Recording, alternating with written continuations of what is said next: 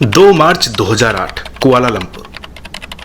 आज एक इतिहास लिखा जाना था, एक ऐसा इतिहास जो हिंदुस्तान के भविष्य को हमेशा के लिए बदलने वाला था। मौका था भारत और दक्षिण अफ्रीका के बीच अंडर 19 वर्ल्ड कप के फाइनल का। भारत ने पहले बैटिंग करते हुए महज 159 रन पर सारे विकेट गंवा दिए। जीत की डगर मुश्किल लग रही थी, लेकिन रात कुछ खास थी। इंद्रदेव भी शायद भारत को ही जीतते हुए देखना चाहते थे। बस फिर क्या था, इधर भारत की पारी खत्म हुई, उधर इंद्रदेव प्रकट हो गए। झमाझम बारिश हुई और जब बारिश रुकी तब दक्षिण अफ्रीका के सामने था एक नया टारगेट। डकवर्थ लुईस नियम के तहत दक्षिण अफ्रीका को 25 ओवर में 116 रनों का संशोधित लक्ष्य मिला। भारतीय गेंदबाजों ने जबरदस्त खेल का मुजाहरा करते हुए ताबड़तोड़ विकेट चटकाने शुरू कर दिए, लेकिन दक्षिण अफ्रीका उन टीमों में नहीं जो आसानी से हार मान जाए। जब 25 ओवर खत्म हुए तो दक्षिण अफ्रीका का स्कोर था 8 विकेट पर 103 रन, यानी भारतीय अंडर 19 टीम ने इतिहास रच दिया। 2000 के बाद पहली बार भारतीय अंडर 19 टीम विश्व विजेता बन चुकी थी और भारत को क्रिकेट जगत में दुनिया का सिरमौर बनाने वाले उस टीम के कप्तान थे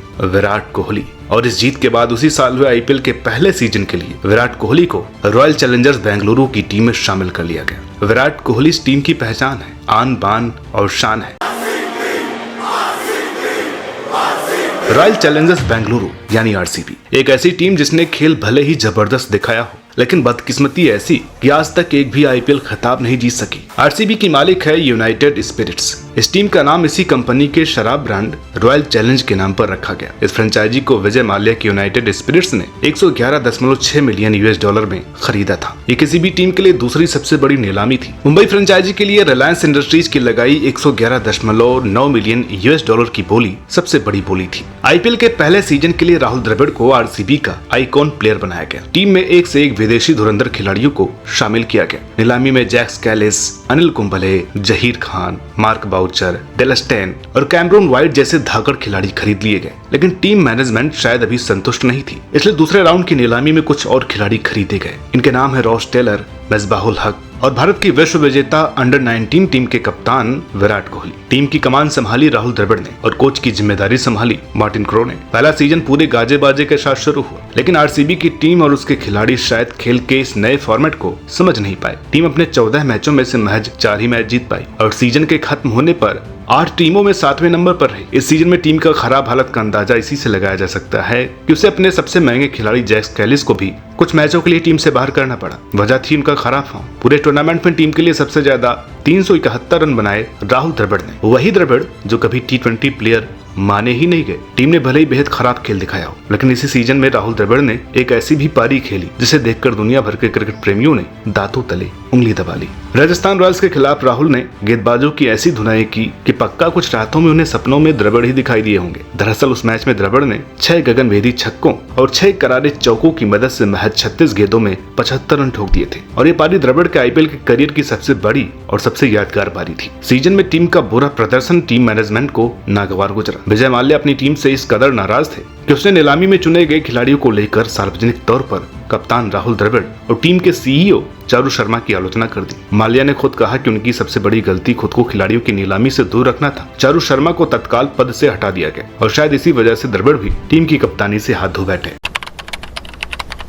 इस सीजन की नीलामी में टीम ने केविन पीटरसन को सबसे ज्यादा बोली लगाकर खरीद लिया। उस साल केविन एंड्रू फ्लिंटॉफ के साथ सबसे महंगे खिलाड़ी बने। केविन पीटरसन को ही टीम का कप्तान भी बनाया गया। टीम शुरुआती दौर में 2008 सीजन की तरह ही संघर्ष करती दिख रही थी, जब टीम पहले 6 मैचों में से केवल 2 ही मैच जीत सकी। हालांकि 6 मैचों के बाद केविन अपनी नेशनल टीम के लिए खेलने अपने देश वापस लौट गए और फिर कप्तान बदला तो टीम की किस्मत भी बदल गई। टीम की कप्तान सौंपी गई जादुई लेग स्पिनर अनिल कुंबले को। ये कुंबले की कप्तानी का ही कमाल था कि टीम के तेवर एकदम से बदले बदले नजर आने लगे। टीम ने अगले 8 मैचों में से 6 मैच जीत लिए। आरसीबी अंक तालिका में तीसरे पायदान पर थी, यानी टीम सेमीफाइनल में पहुंच चुकी थी, जहां उसका मुकाबला था चेन्नई सुपर किंग्स से। पहले फील्डिंग करते हुए आरसीबी ने सीएसके को 146 रनों पर ही समेट दिया। जवाब में मनीष पांडे के 48 और राहुल द्रविड़ के 44 रनों की बदौलत टीम ने सीएसके को टूर्नामेंट से बाहर का रास्ता दिखाया। फाइनल में मुकाबला था डेक्कन चार्जर्स से। कहते हैं बड़े खिलाड़ी वो होते हैं जो बड़े मुकाबलों में अपना जौहर दिखाते हैं। आरसीबी के कप्तान अनिल कुंबले ने भी फाइनल में अपनी फिरकी का जाल डेक्कन चार्जर्स के बल्लेबाजों पर ऐसा फेंका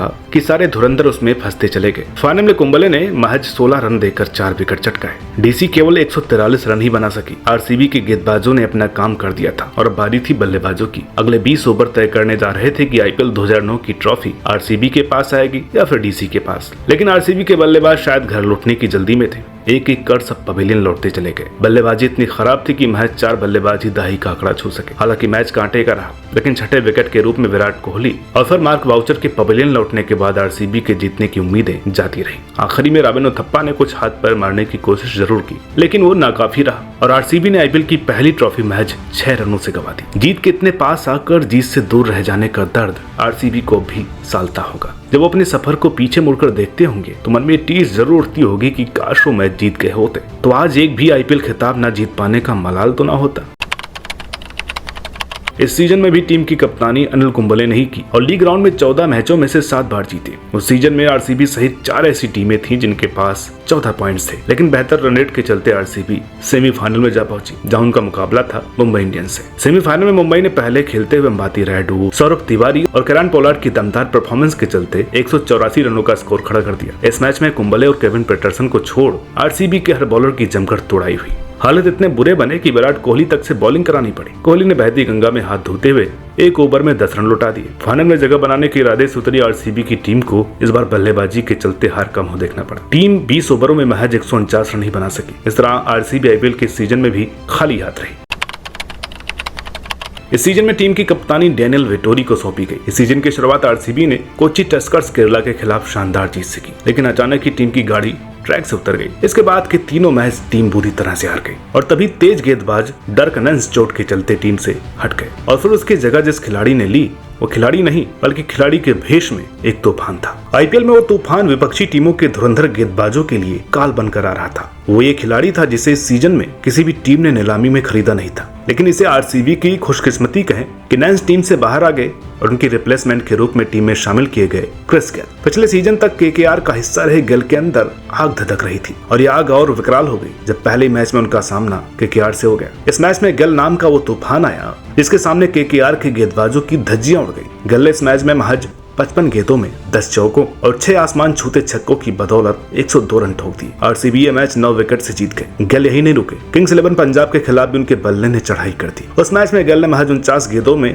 10 झन्नाटेदार चौकों और 9 मिसाइल नुमा छक्कों की बदौलत स्कोरबोर्ड पर 107 रन टांग दिए। गेल का आने का टीम पर यह फर्क पड़ा कि टीम ने लगातार 7 मैच जीत लिए। इस सीजन में लीग मैच खत्म होने के बाद आरसीबी अंक तालिका में पहले पायदान पर चढ़ गई थी। पहले क्वालीफायर में आरसीबी का मुकाबला था सीएसके से, लेकिन आरसीबी ये मैच हार गई। दूसरे क्वालीफायर में आरसीबी के सामने थी मुंबई इंडियंस। पहले खेलते हुए आरसीबी ने 185 रनों का स्कोर खड़ा किया। टीम के नया हुआ फिर क्रिस गेल ने संभाली। गेल ने 47 गेंदों पर 89 रन चढ़े। मुंबई के बल्लेबाजों की आरसीबी के बॉलर के सामने एक नहीं चली और मुंबई 43 रनों से मैच हार गई। 2009 के बाद एक बार फिर आरसीबी फाइनल में थी, यानी खिताब जीतने का एक और सुनहरा अवसर। इस बार टीम जिस फॉर्म में थी उसे देखते हुए ये बहुत मुश्किल नहीं लग रहा था, लेकिन इस बार उसका मुकाबला था पिछले बार की विजेता चेन्नई सुपर किंग्स से। चेन्नई की टीम ने पहले बैटिंग करते हुए 205 रनों का पहाड़ जैसा लक्ष्य खड़ा किया, जिसके जवाब में आरसीबी की बैटिंग बुरी तरह ढह गई और 58 रनों से फाइनल हार गए। खिताब की तलाश में इतना लंबा सफर तय करने के बाद एक बार फिर आरसीबी के हाथ लगी निराशा और हताशा। इन तीनों ही सीजन में आरसीबी की परफॉर्मेंस उम्मीदों पर खरी नहीं उतरी। तीनों ही सीजन में टीम ग्रुप स्टेज से बाहर हो गई। विराट कोहली जो कि लगातार टीम के साथ पहले सीजन से जुड़े हुए थे, उन्हें टीम की कमान सौंप दी गई। हालांकि शुरुआती 2 सीजन में उनकी कप्तानी में टीम कोई कमाल नहीं दिखा सकी, लेकिन उनके बल्ले ने कमाल जरूर दिखाया। 2015 सीजन काफी हद तक बेहतर रहा, लेकिन बदकिस्मती से टीम का ये सीजन तीसरे पायदान पर ही दम तोड़ गया। मार्च 2016 आईपीएल का नया सीजन शुरू होने में 1 महीना बाकी था। तभी न्यूज चैनल्स पर एक ऐसी खबर आई जिसके चलते पूरा देश हिल उठा। लोगों के लिए भरोसा करना मुश्किल था कि ऐशो आराम भरी जिंदगी जीने वाला 1 अरबपति ये देश छोड़कर भाग चुका होगा। उस पर आरोप था बैंकों की करोड़ों रुपए हड़पने और मनी लॉन्ड्रिंग में शामिल होने का। शायद उसने अपने ऊपर लगे आरोपों का सामना करने की हिम्मत नहीं थी, इसलिए उसने देश छोड़ना ही ठीक समझा। वो भगोड़ा कोई और नहीं बल्कि अब तक आरसीबी का मालिक रहा विजय माल्या था। विजय माल्या की जगह अमृत थॉमस को रॉयल चैलेंजर्स का चेयरमैन बना दिया गया। यही नहीं, टीम ने अपना लोगो भी बदल दिया और इसके साथ ही आईपीएल इतिहास में पहली ऐसी टीम बन गई जिसने घरेलू और बाहरी मैचों के लिए अलग अलग जर्सी अपनाई। अब तक विराट कोहली तपकर निखर चुके थे। पहले सीजन से उनका बल्ला अगुगल रहा था। टीम में क्रिस गेल अकेले नहीं थे, दोनों ने मिलकर सामने वाले गेंदबाजों पर कहर बनकर टूटना शुरू कर दिया। विराट ये साबित कर चुके थे कि आरसीबी ने उन्हें यूं ही टीम में नहीं चुना था। टीम ने सीजन में जबरदस्त खेल दिखाया। टीम ग्रुप स्टेज में अपने विरोधी टीमों को पटखनी देते हुए क्वालीफायर तक जा पहुंची, जहां उसका मुकाबला था गुजरात लायंस से, जिसे आरसीबी ने 4 विकेट से हराकर तीसरी बार फाइनल में जगह बना ली। फाइनल में आरसीबी का मुकाबला था सनराइजर्स हैदराबाद से। हैदराबाद ने 20 ओवर में 208 रनों का पहाड़ खड़ा कर दिया। खिताब जीतने के लिए आरसीबी को इस पहाड़ पर चढ़ना ही नहीं बल्कि इसे पार भी करना था। लेकिन आरसीबी और आरसीबी के फैंस को पूरी उम्मीद थी कि इस बार तो वो खाली हाथ नहीं लौटेंगे। उनके भरोसे के पीछे की वजह थे क्रिस गेल और कप्तान विराट कोहली। दोनों ने आते ही आते अपने हाथ खोल दिए। गेल और विराट ने गेंदों को पूरी बेरहमी से कूटना शुरू कर दिया। उस दिन दोनों की जुगलबंदी देखते ही बन रही थी। जहाँ गेल चौकों छक्कों में डील कर रहे थे, वहीं कोहली चौके के साथ साथ सिंगल डबल्स ले रहे थे। जब ऐसा लगने लगा कि आज यही दोनों पूरा मैच निपटा देंगे, तभी गेल कैच आउट हो गए। हैदराबाद की टीम में जश्न का माहौल था तो एम चिन्नास्वामी स्टेडियम और आरसीबी के फैंस के दिलों में सन्नाटा छा गया। लेकिन जब गेल आउट हुए तब आरसीबी का स्कोर 10 ओवर और 4 गेंद में 114 रन हो चुका था। यानी आउट होने से पहले गेल आधे से ज्यादा काम कर चुके थे। गेल ने 38 गेंदों में 4 चौकों और 8 गगनभेदी छक्कों की बदौलत 76 रन ठोके थे और अब सारी नजरें विराट कोहली पर थी। लेकिन 140 के स्कोर पर विराट भी चल दी। कोहली ने 54 रन बनाए। इसके बाद हैदराबाद के गेंदबाजों ने आरसीबी के बल्लेबाजों को दबोच लिया। लगातार विकेट गिरते रहे। रही सही कसर आखिरी के ओवरों में स्टुअर्ट बिन्नी और क्रिस जॉर्डन के रनआउट ने पूरी कर दी। तमाम कोशिशों के बावजूद आरसीबी 8 रनों के अंतर से चूक गई और तीसरी बार फाइनल में हार गई। शायद तीसरी बार भी फाइनल न जीत पाने का टीम को तगड़ा झटका लगा और अगले 3 सीजनों में टीम ग्रुप स्टेज से ही बाहर हो गई। जबकि 2020 में टीम चौथे तो 21 में तीसरे और 22 में फिर चौथे पायदान पर रही।